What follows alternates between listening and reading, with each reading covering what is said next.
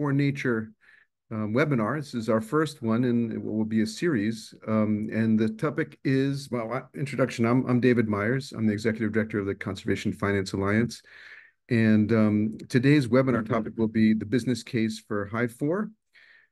This series is brought to you by this collaboration between the Conservation Finance Alliance and the Conservation Strategy Fund to get economic and financial strategies for nature conservation into the hands of policymakers, environmentalists, and communities to strengthen their work and help nature and people thrive. So today we're going to be presenting an innovative new fundraising tool, HIFOR, which will be was set up by WCS and will be described by members of their team.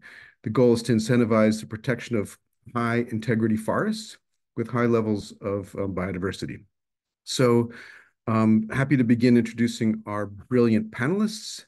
And then after their presentations, we'll have plenty of time for questions and answers from you all. So please feel free to introduce yourselves in the chat. But if you could put your Q&A, put your questions into the Q&A tab, that would be fantastic. So today we have Dr. Ashley Camhi, who is the Director of Innovative Finance, Forests, and Climate at the Wildlife Conservation Society, WCS. Ashley's career is centered on the economic incentives for conservation, and she's leading WCS's High Integrity Forest Investment Initiative, so HIFOR, which we'll discuss in this webinar. And Charlotte Streck is the co-founder of Climate Finance, which is an international advisory company committed to developing policies and projects that reduce greenhouse gas emissions, increase carbon sinks, and help us adapt to the consequences of a changing climate. And then finally, Dan Zarin, who will join us as head of the Forest and Climate Change Program at WCS. Dan's been at the forefront of advancing nature-based solutions that address the climate crisis for more than 30 years. So thanks all for being here with us today. And we're excited to share with you what HIFOR is about and see how much of an opportunity this is to really mobilize financing to protecting those high integrity, high value ecosystems. So Dan, can you start off by introducing us to HIFOR and how it might fill a gap in climate and nature finance? Thanks.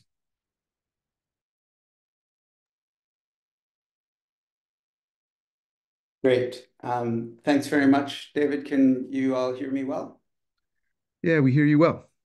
Okay, great. Thanks a lot.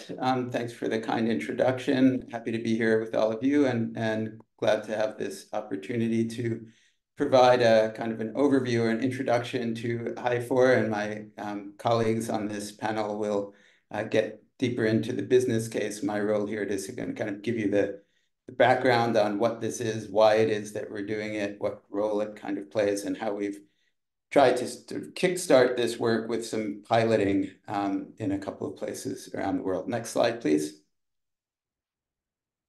Right, we start from a focus here on tropical forests, and we'll talk about why those are the key focus here in terms of their role in biodiversity conservation and their role in climate regulation.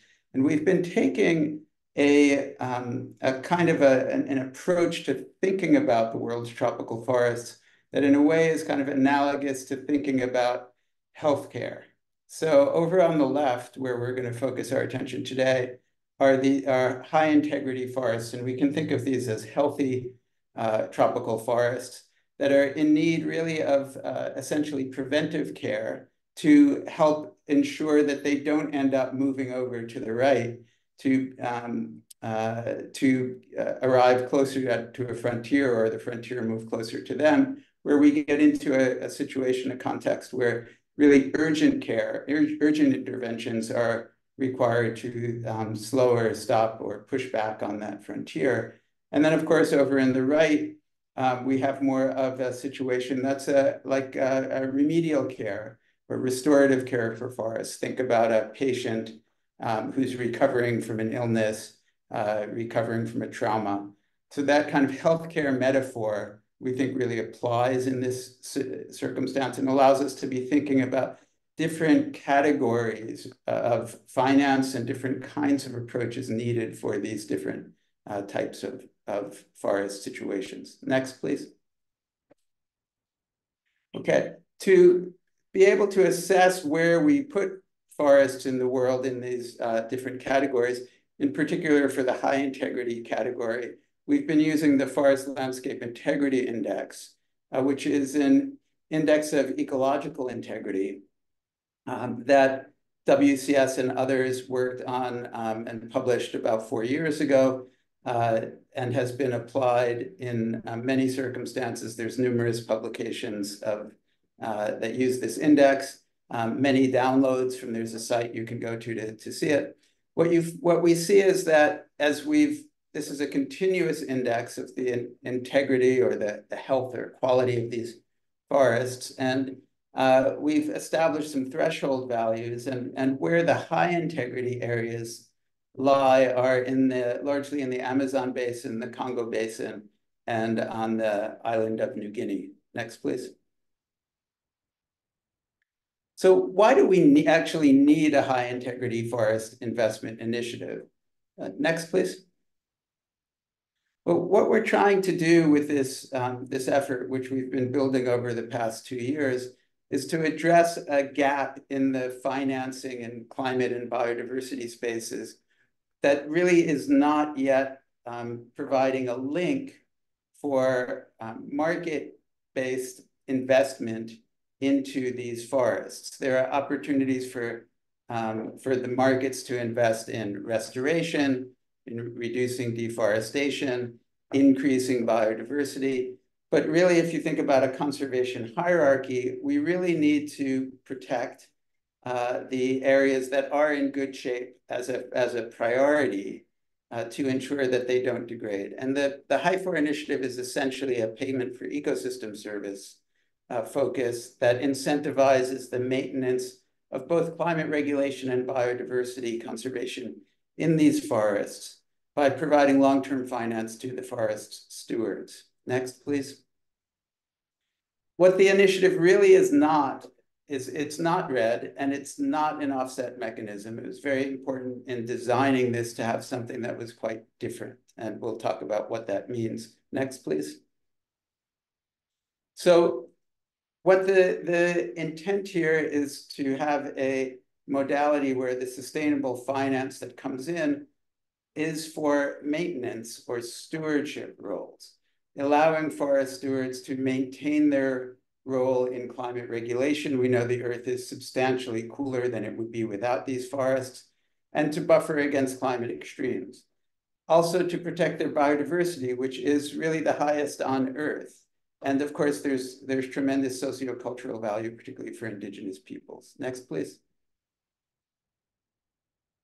In order to have a modality and initiative that can engage with the market, we need a unit of transaction. Next, please.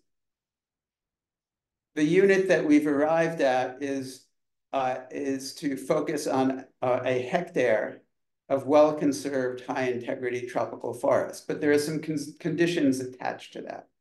Well-conserved means that the ecological integrity is maintained at a high level over a decade at least, as part of an equitable and effective management structure in a large area. And at present, our definition of large in the HIFOR methodology, which we can share in the chat if we haven't yet, is at a minimum threshold of 100,000 hectares.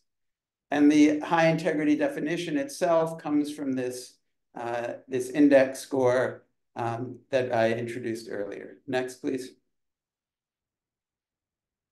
Now, there are two key metrics that connect to that unit of transaction, and you can think of these as proxy metrics in both cases. So we're talking about tropical forests that are among those that are in the best condition, largely undegraded, high integrity. By definition, these are high biodiversity forests. So just the number of hectares of high integrity forest is itself a proxy for biodiversity. And there's good evidence to support that. Lots of different ways to measure biodiversity. The index that we're using is a pretty good approximation of biodiversity at the ecosystem level. There's also a climate proxy metric associated with HIFOR, where we are doing the kind of cutting edge work with a number of consultancies at the sites that we're working in to estimate the number of tons of net absorption of CO2 into the forest biomass over a decade. You can't really do that very well on an annual basis. You need a longer interval to have decent reliability. But as you'll see when we get to the pilots, there's a substantial amount of annual removal of CO2 in these areas. And we know that that annual sink for CO2 is a critical biosphere function that's largely happening in the world's forests. Next, please. So it's also been important for us in developing this to be really clear about the niche for HIFOR relative to other market-based finance initiatives related to forests and their role in climate and biodiversity. Next, please. So in the climate space, as many of you are familiar with, there's a lot of work and a lot of media attention now around avoided deforestation projects or afforestation, reforestation projects.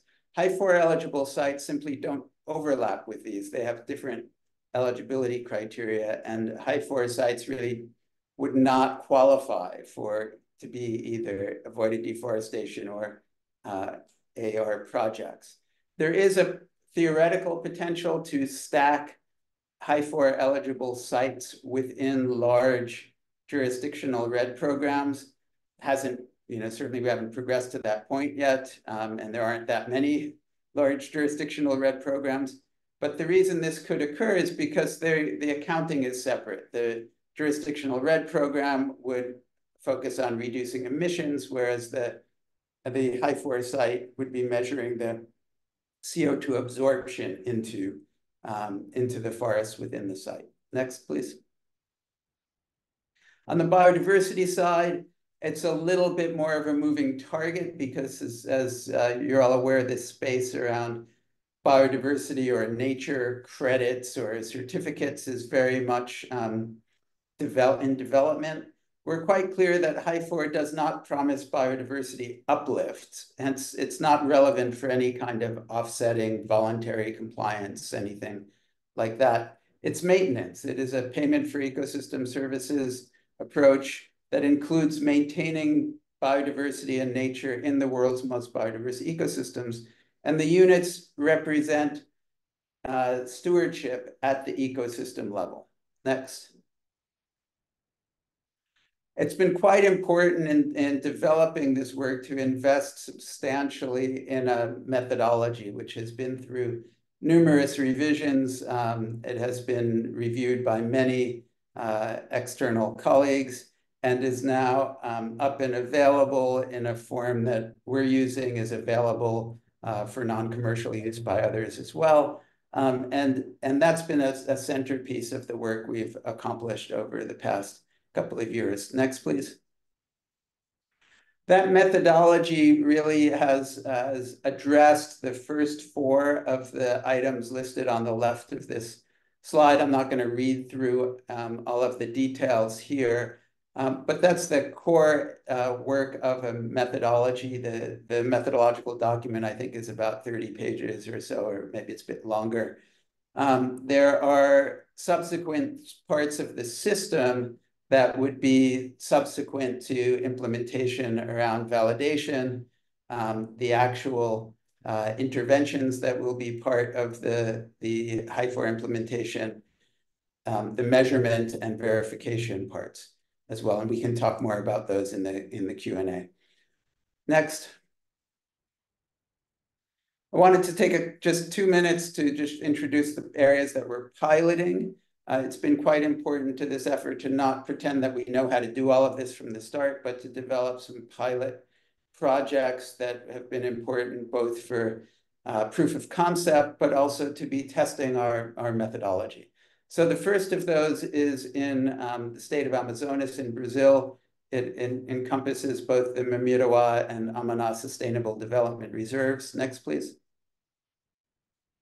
So those are, that's quite a large area. It's over 3.5 million hectares. We have done quite a bit of work looking at the CO2 side of this. The number there, 42 million tons over the decade from 2010 to 2020, is actually the low bound of the uncertainty estimate around the median, which is more like 60, I think 64 million tons, but we've chosen to keep conservative there. There's a lot of people in these reserves. They were co-designed and are co-managed by the rural communities and the state. They are a state-level designation established in the mid-90s. These were the first state sustainable development reserves. Actually, WCS in Brazil was part of their establishment. And we agreed with the state government at the COP in Sharm el-Sheikh 2022 to develop this into a HIFOR pilot. Next, please. Sort of some of the basics of how this is developing are listed here. There is kind of built-in co-management with the sustainable development reserves. There's a consultation process that's underway. The community councils, which are the community governance unit there, are will be part of the governance of this. They'll be approving implementation projects in the communities. And you can see what is on the table now as for discussion as a benefit sharing proposition. We haven't yet completely nailed this in our discussions with the state, but there seems to be a general view that we need more than half of this to go to the communities. The state needs to have some additional support for some of their activities, and there's an administrative percentage as well. Next. And then the other pilot I'll talk about for just a minute is in a very different part of the world in the Northern Republic of Congo, the Nuabali-Ndoki National Park. Next, please. And this is considerably smaller. It is a national park, not a sustainable development area. There actually aren't people living inside of it, but there are a couple of indigenous communities just outside the park borders. The park was established in the early 90s. We signed the MOU just in Dubai at the COP this past year with the Ministry of Forest Economy. The administrative and legal fiduciary structure of this are apt to be quite different than in Brazil. In Nuabali-Ndoki, we actually have a public-private partnership between WCS Congo and the Ministry of Forest Economy for the management and administration of this site. And that's already a vehicle that could be used for management, finance, and administration. Next, please. Okay, many of the indigenous community members on the outskirts of the park are already part of the park system. They're employed as trackers or as guides by this public-private partnership, the Nuabali-Ndoki Foundation. We're earlier in this because of we didn't sign the MOU until just in Dubai, but the consultation process being planned. We actually have a formal launch with the ministry and the steering group next week coming up. There's a project idea note that they've approved, and the work plans for the next, in general, for the next 5 years, more specifically for the year ahead, are part of that. And there certainly will be the same kind of process of involving communities in the governance and in the benefit sharing proposition. It's just we're not quite there yet. Next, I think that's it for me in terms of the basic background. Happy to answer questions during the Q&A, but I'll turn to my colleague Ashley to lead you through the business case. Thanks. Great, thanks, Dan. And I just want to thank David and everyone else. This is a really exciting opportunity. I've been really looking forward to this webinar. I've spent the past year really thinking through and learning a lot about the business case for investing and supporting high integrity tropical forests. So looking forward to sharing that with you today. Next slide, please. So one of the biggest questions that I get, I would say, since I started WCS is, isn't this just philanthropy? And I think that that has been interesting and a challenging question, and I hope to convince you and with Charlotta that is not the case.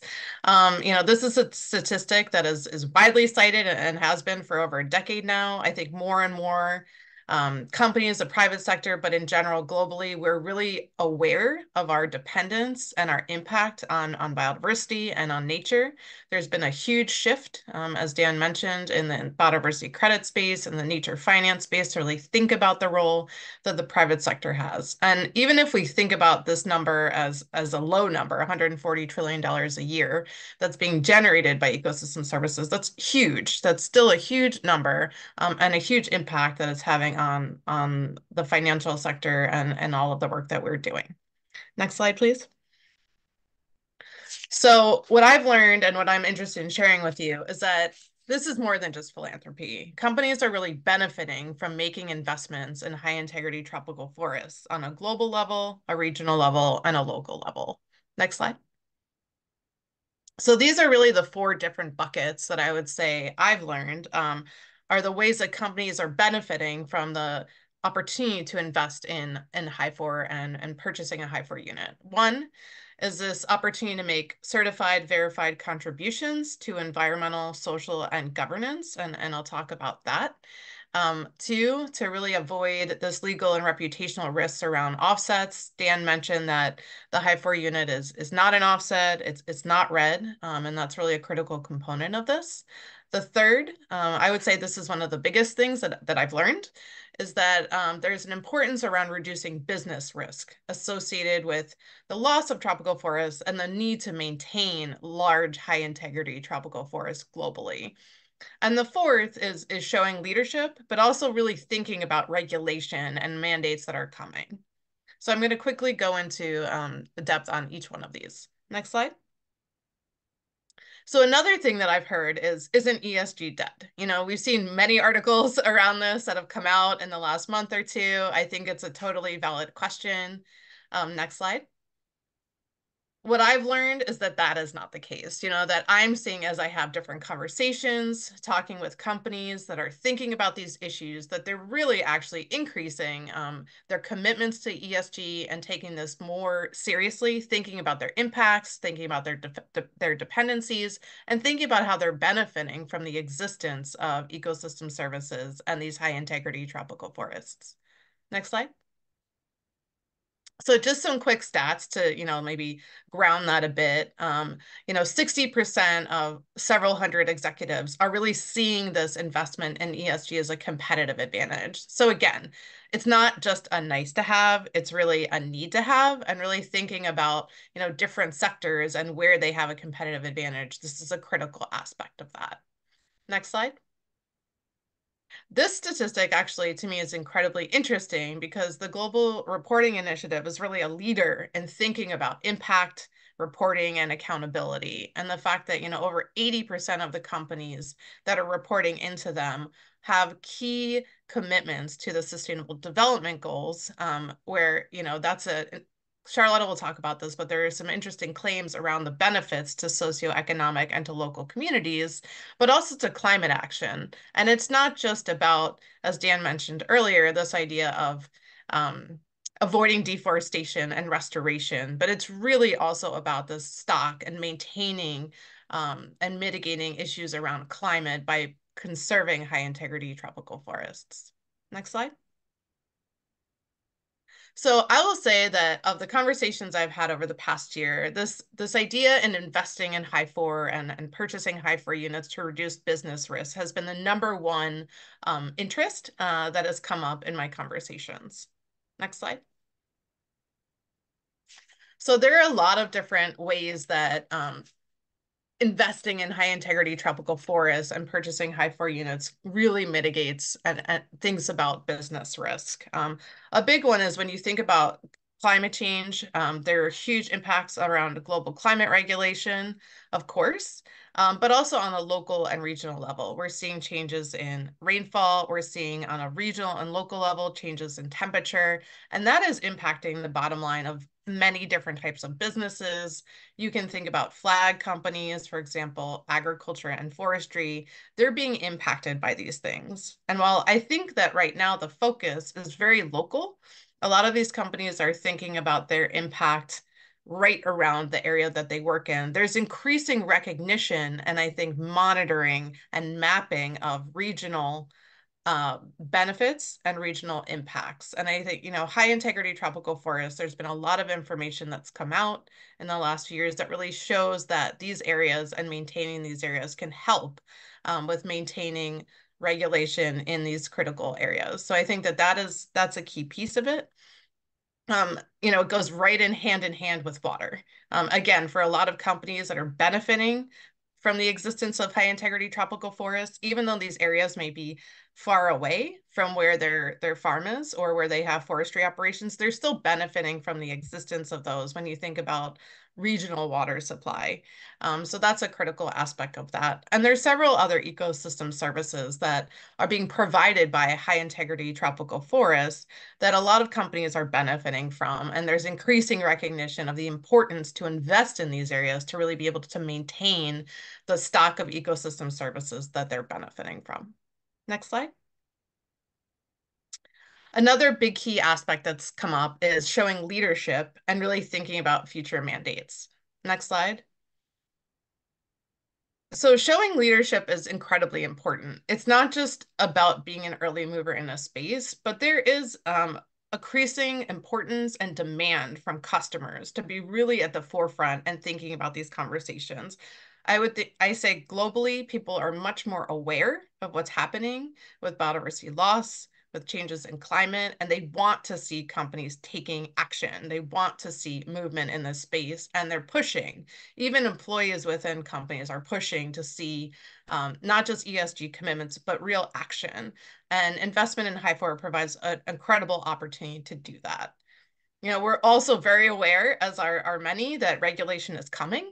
And investing in HIFOR provides really a way to be able to invest in areas where you're not addressing offsetting and you're really getting around a lot of the challenges that have come up around greenwashing that we've seen as of late. Next slide. So I wanted to just spend a minute and share what I've learned about where the demand is coming from. And again, this has been one of the biggest issues when people say, well, isn't this just philanthropy? So what I've learned over the past year is that there's a lot of interest and growing interest in the finance sector, really thinking about risk and how do you mitigate risk, specifically around climate and biodiversity, but really looking at nature as a whole. There's this early mover mentality as we start to launch these pilots and sell HIFOR units. There's definitely an interest in being an early mover in this space where companies can purchase HIFOR units with the idea that as the market scales, the units will be tradable. So certainly, as we think about return on investment in areas that are really about maintenance and about nature stewardship, as Dan mentioned, there's a real interest in that. As I mentioned earlier, there are these connections to the value chain as companies are really starting to map out their impacts and their dependencies. And there's a huge and growing interest in this idea of nature stewardship as biodiversity credits and the space run certificates is growing. Next slide. So before I pass it over to Charlotta to talk about the claims, which I think is really the linchpin of this piece of it, I just wanted to sort of recap what I've learned and why I think that this is an incredibly interesting business case for HIFOR. Next slide. So these are some things that Dan brought up, but I just want to reiterate, things that I've learned is that a lot of companies that are interested see high integrity tropical forests as low risk. These are big areas. They're already well maintained. We're not trying to increase biodiversity, right? We're trying to maintain it. We've also designed HIFOR to be a long-term investment. This isn't about investing in a unit for a year. This is about how do you really provide large-scale financing for these areas over a long-term period so that Indigenous peoples and local communities to continue to maintain and conserve those areas. There's increasing awareness and interest in addressing these systemic risks around climate and biodiversity. There's increasing thought about how do you mitigate risk across portfolios by thinking about geographic diversification. As Dan mentioned, we have initial pilots in Amazonas and Congo, and there will be increasing areas that will be pilots and scaling as HIFOR as a program scales. And there's this dependency and importance of ecosystem services globally within the private sector, but specifically within the finance sector, where you've got large amounts of assets that are really dependent on these areas. And so increasingly important to think about a real financial structure and creating a market around conservation of these areas. So with that, I will pass it over to Charlotta to talk about the claims, and looking forward to your questions. Thank you. And we can go straight away to this next slide. It is a busy slide, and it summarizes claims that can be made in relation to HIFOR units, and HIFOR investments. So why does that matter? One is then increasingly, it is not only important what is generated, so the impact of a certain investment, but also what can be said about it in the context of reporting frameworks and mandatory or voluntary disclosure. And I will talk a bit about this, but also in terms of positively stating environmental impact. This is so important that increasingly we see not only units that can be traded, but actually also claims that can be traded. So, but that also implies that generally there is a move towards more regulation and more oversight over claims that can be made. In the context of HIFOR, claims are particularly important because investments in HIFOR have multiple benefits. We have here in this table, we see primary or headline claims on the left side that relate to conservation of land, measured in hectares of conserved high integrity forest, biodiversity conservation, where the purchase of HIFOR units or investment in a portfolio of HIFOR units can contribute to or has contributed to the maintenance of high biodiversity over a 10-year period. And finally, the carbon removals, which are also measured for HIFOR areas. And these are the removal of a number of tons in a certain management area. That, these activities or this impact is supporting a number of environmental goals, mostly in the area of biodiversity and climate, but also generally sustainable development. What if I can a bit translate to you here these acronyms? It is GBF is the Global Biodiversity Framework, and you have here the goals 3 and 4. This is about conservation of protected areas or increase of protected areas and conservation areas, the halting of species extinction and improved management, or the financing of biodiversity. But you also have beyond value chain contributions. This is the B4C for SBTI, so the sustainable for climate action. Or in the case of secondary claims, we also go to more socially oriented goals in the context of biodiversity or sustainable development goals. This is goal number 8. These secondary claims, they relate to those that are not applicable per default to all HIFOR areas, but in specific areas that can be added. And those are areas and management units where wildlife populations can be measured, and the maintenance and the positive claim can be associated with this. That's not saying that this is not happening in the other areas, but at the moment it is not. There is not a universal methodology that would enable this to measure and then consequently communicate, but that can happen or change in the future. And then, of course, socioeconomic benefits that relate to the increase or increase quality and welfare and livelihoods of indigenous peoples and local communities. This is also, these activities can also be communicated under reporting frameworks, and I will get to this in a second, but very quickly, the next slide. Just to have it clear, because sometimes there's a bit of confusion. What is the claim and what is a corporate disclosure, and how do these things relate to each other? An environmental claim is essentially a positive assertion of what a company has done. Good, you know, it's the good what it has done and communicates it as an environmental benefit. So climate-related claims tend to convince, or they are geared to convincing relevant stakeholders, that can be consumers or shareholders or lenders, employees, civil society, the public in general, that a company does something good. Disclosures, on the other hand, are normally related to climate-related risks, or generally environmental or social risks, and where investors have to know that a certain corporation has, you know, runs certain risk with respect to climate or biodiversity with its operations in its supply chains. And overall operations. So it's, in principle, it is something where it is about something negative.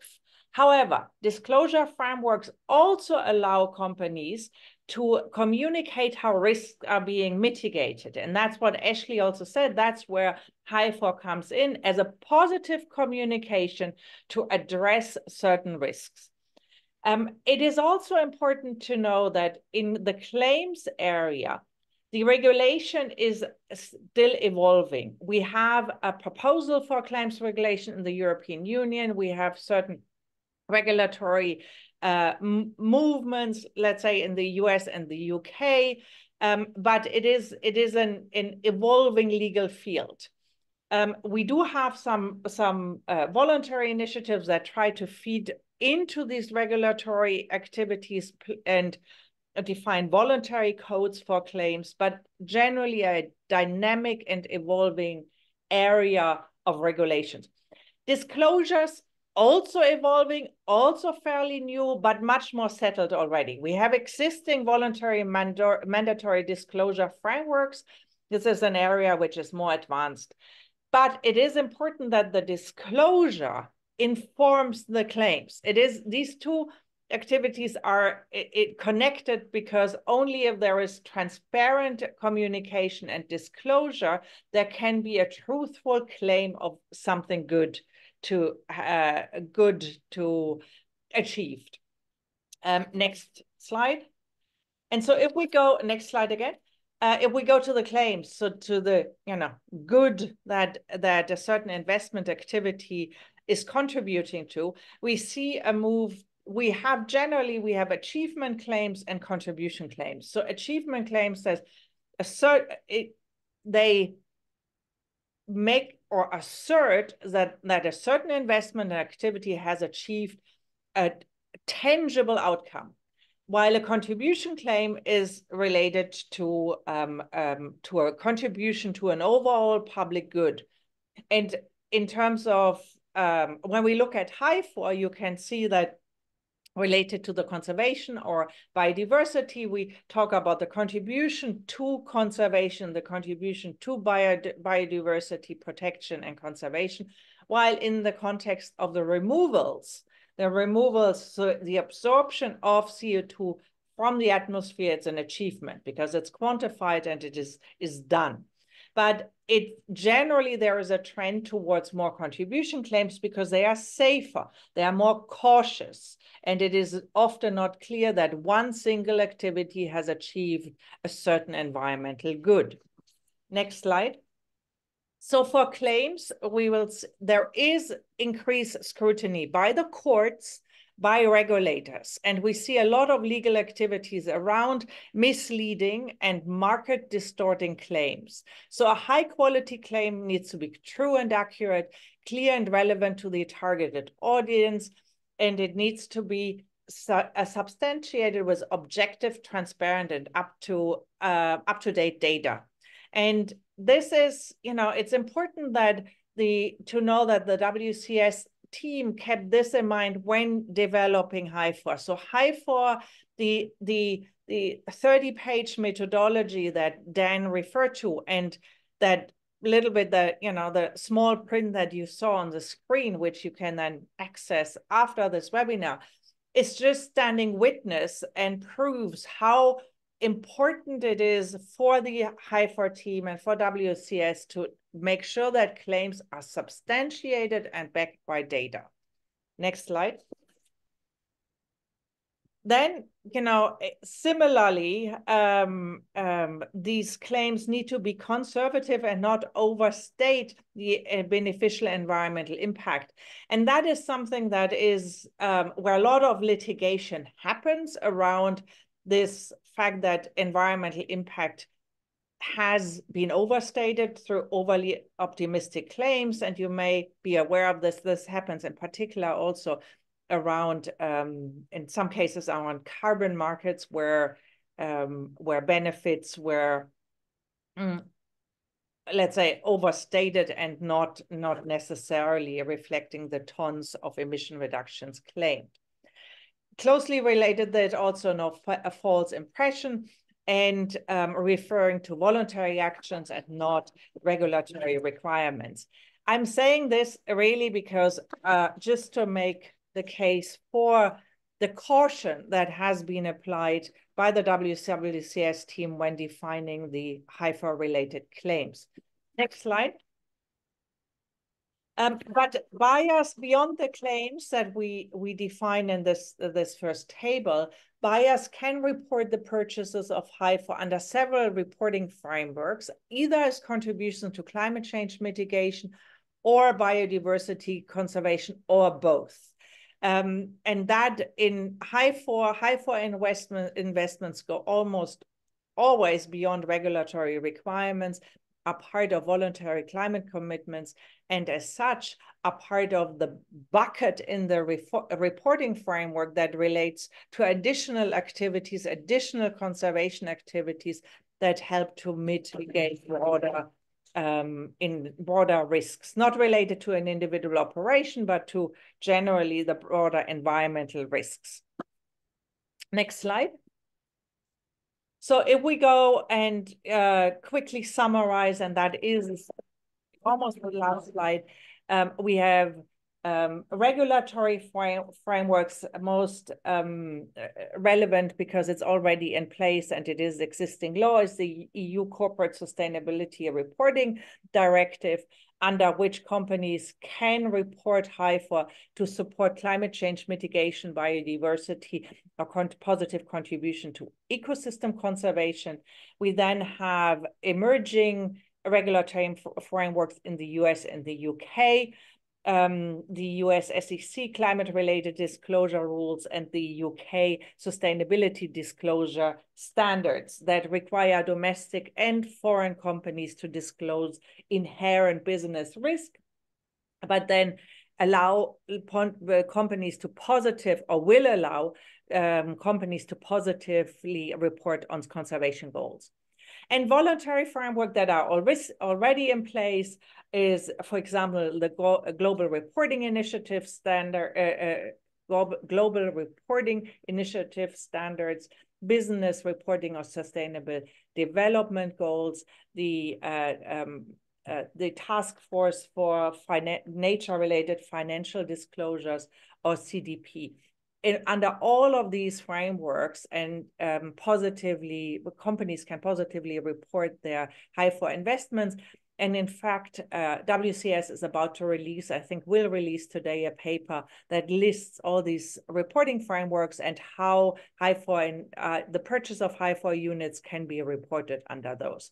And finally, in the context of climate-related reporting framework, ISO and SBTi, HIFOR, the purchase of HIFOR units would qualify as beyond value chain contribution. And next slide. So to summarize this, so HIFOR provides an opportunity for companies to demonstrate their contributions to climate change mitigation and biodiversity conservation through mandatory and voluntary reporting and disclosure, and associated, then positively associated claims, which are carefully crafted to meet the requirements of high-quality claims. There are a range of voluntary frameworks that HIFOR buyers can use to report HIFOR unit purchases as conservation contributions that can guide their choices for purchase of HIFOR units. And we can also here say that HIFOR, the way how it is designed, it is supporting different high integrity frameworks, but in itself, these units are interchangeable in the sense that they always conserve one hectare of high integrity forest. So interested parties are also encouraged to invest in portfolios.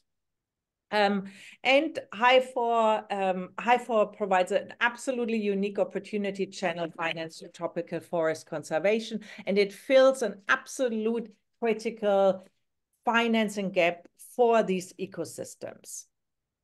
Thank you. Well, thank you to our three guests, and what a great overview of HIFOR and the opportunity that provides. I see that we have no questions because Dan and Ashley have answered every single one of them. I'm just hoping everyone can see the answered questions for everyone. And I definitely have some questions. I also see Caroline's got a hand up, so we'll try to get to you, Caroline, in a second. So for me, I mean, it was really interesting. I'm curious about the demand, the market demand, and the way I see it, we're still dealing with the same challenges that we're faced with. That nature provides all these services that are large scale, they're global, water regulation systems, maintaining biodiversity for medical benefits, and pollination, which provides help to lots of agricultural activities. So now individual companies may have supply chain benefits from investing in these, but I see the greatest opportunity for and you mentioned this, the finance sector, which invests in multiple countries, so they have huge exposure, and the insurance industry, which takes out, provides financing for investments, but also, takes on a lot of the risk. And so they have also systemic risk. Are you targeting those sectors initially? What's your strategy for bringing this to the market? Yeah, I would. Go ahead. I can start, and then Dan, if you want to add anything.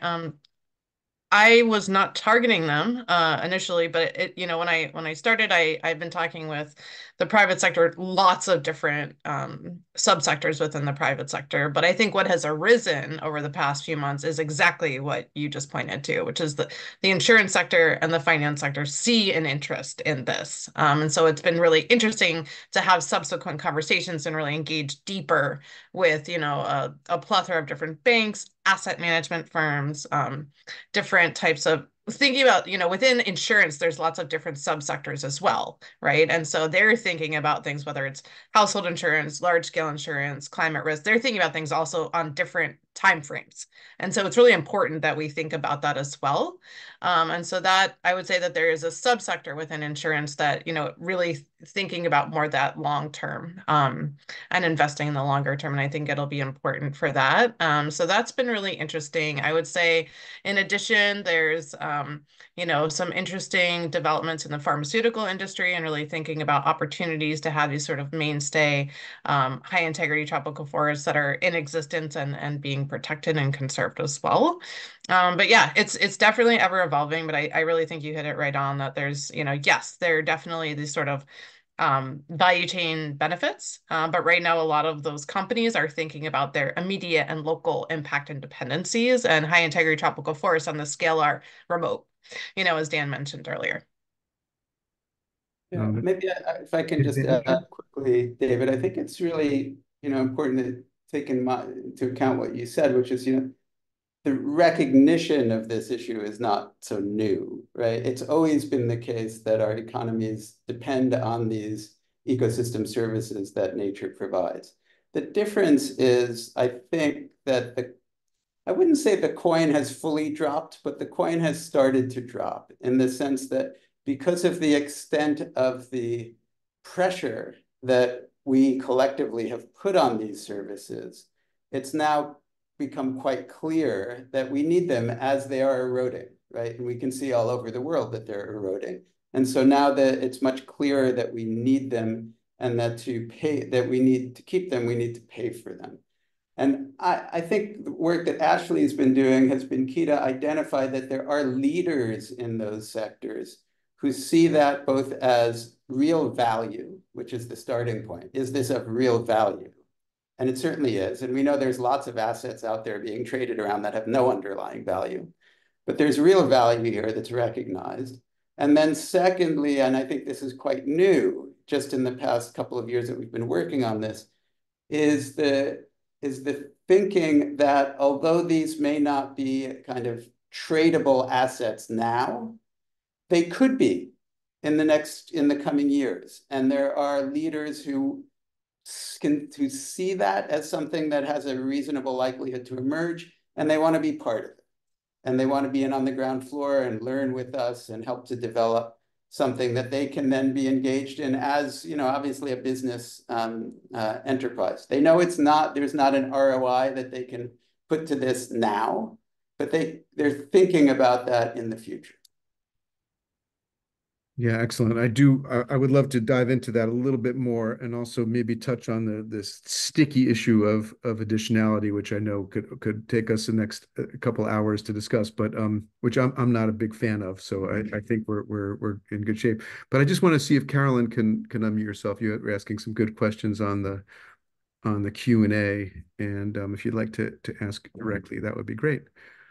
Thank you, David. I might have to mention the word additionality, though. Go right ahead. I'm Caroline Peterson. I'm based in South Africa. I'm the chair of the Green Climate Fund's Independent Technical Advisory Panel, ITAP. And I'm very interested in this partly because we have just one project in our portfolio in the GCF in Bhutan, the WWF Bhutan for Life, which is part of, as you know, the Enduring Earth TNC WWF Partnership Project Finance for Permanence approach, which is in a high forest, low deforestation country. But I think if it came to the GCF now, it wouldn't pass the basic additionality test. It came in the early days in 2017 and made a very creative argument around its emission reduction avoidance methodologies. But I think, to me, this is what's been missing. I mean, this is highly significant, the creation of a new asset class that requires actually a kind of a philosophical mind shift if you've been working for decades on avoiding deforestation and selling credits based on that. Because, with HIFOR, you can't make that additionality argument. You can't show that the forest would have been lost or wouldn't have been protected in the absence of the investment. It's kind of the opposite. Like Ashley said, it's about maintenance. It's about maintenance of the carbon stocks, stewardship of the biodiversity, keeping everything exactly as it is. So you don't have that. If you can sell units based on keeping everything like it is, you get away from the whole philosophy behind REDD+, behind the perverse incentive of having to first chop down some trees so that you can prove that you're stopping chopping down of trees. So it's rewarding the champions of maintenance and stewardship instead of the champions of deforestation. So, for those 33 countries, and I presume that list is going down every year, that are still classified as high forest, low deforestation countries, in other words, they have more than 50% forest cover remaining and less than 0.22% deforestation per year. So countries like Suriname, Guyana, Gabon, I hope Gabon is still on that list. For those countries, they have been asking for decades for something like this to reward them for doing the right thing, for just keeping everything, locking it up as it is.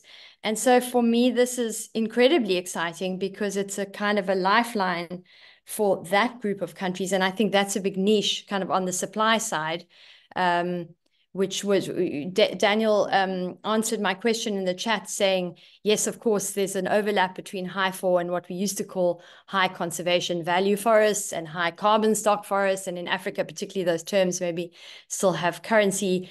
But to me, there's a very specific niche with this HFLD group that is very exciting on the supply side. Thank you. So thanks. Maybe I could just respond to that briefly, because I think there's a number of really important points. And Caroline, thrilled with your comments. I'm sure we'd be happy, and Ashley can follow up with you. We'd love to have you become among our champions in this space. Look, I would say first, absolutely yes. I think it's important for us to recognize what we've developed is an effort that is built at the kind of site level. So within those countries you've referred to, there are areas that certainly qualify, and the example of Republic of Congo that I've mentioned is one of them. And we do have, and certainly there are lots of places in Gabon still that would qualify as well. And we're working on that in Central Africa, and particularly more systematically. I would mention a couple of thoughts I'd want to share. One is that, in my view, this term additionality that is used a lot as a community, we've allowed that term to be captured by the carbon offset markets and to be used in a binary fashion. And in a broader sense, additionality is a continuum.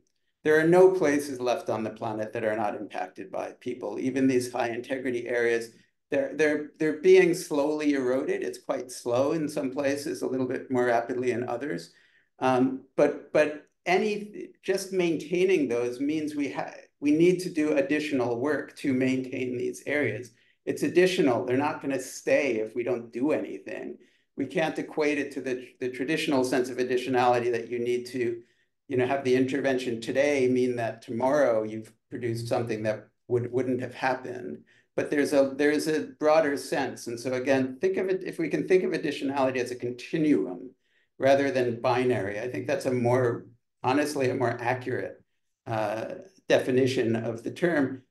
The specific use in carbon offsets market seems to me appropriate there, but for the broader agenda that we're in, I'd be great if we could move away from it.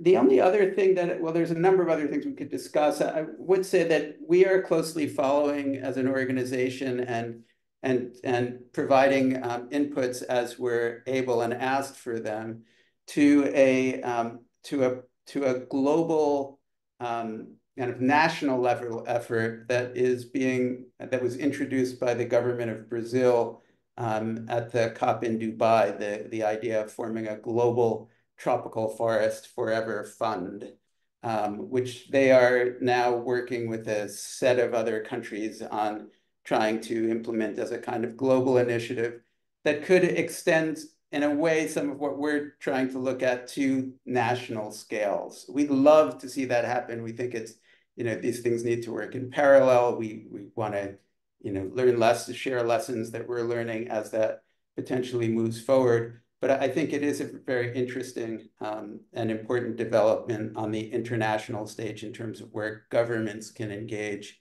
on something that could potentially be national in scope. Thanks. Great, thank you. I'm seeing we're really down to sort of a last minute or two here. So I want to really thank all the participants for joining today, and I want to thank the three panelists. But before we go, if you could maybe give me like a 1 or 2 sentence summary of why this is game changing for conservation, and maybe we'll start with you, Charlotte. Because it is just filling an enormous financing gap and a need, for one of the most important climate and ecological conservation services that we have on the planet, those delivered by integrity forest. Beautiful, excellent. Ashley, over to you. Yeah, I would just say that there's a growing recognition of the importance of the need to think about how to maintain and conserve these areas, and that we are benefiting from these areas. We're just not paying for it. And we've been doing that for far too long. And so it's great to see, specifically the financial sector, but other sectors really understand that and start to invest, and excited to think about how to scale that work. Excellent. Dan. Thanks, and thank you let me just take the chance to thank David for moderating this for us. Look, my one-liner is this is hard. It's very hard, but we will not succeed on climate or biodiversity agendas without doing this and things like it. So it's the fact that it's difficult cannot get in the way of the recognition that this is necessary, that the world needs this kind of work to happen and to achieve the kind of transformation and thinking that Carolyn was talking about earlier to get there. Thanks. Excellent. Thank you. Well, we do look forward to working with you on seeing how we can expand this to cover, all of nature, because we think stewardship credits are we think the approach you're using is just excellent, and it needs to be expanded to oceans as well, and then water. And so let's discuss that. Thanks again, everyone, for joining, and look forward to seeing you at the next webinar. And thanks again to WCS and colleagues. Thank you.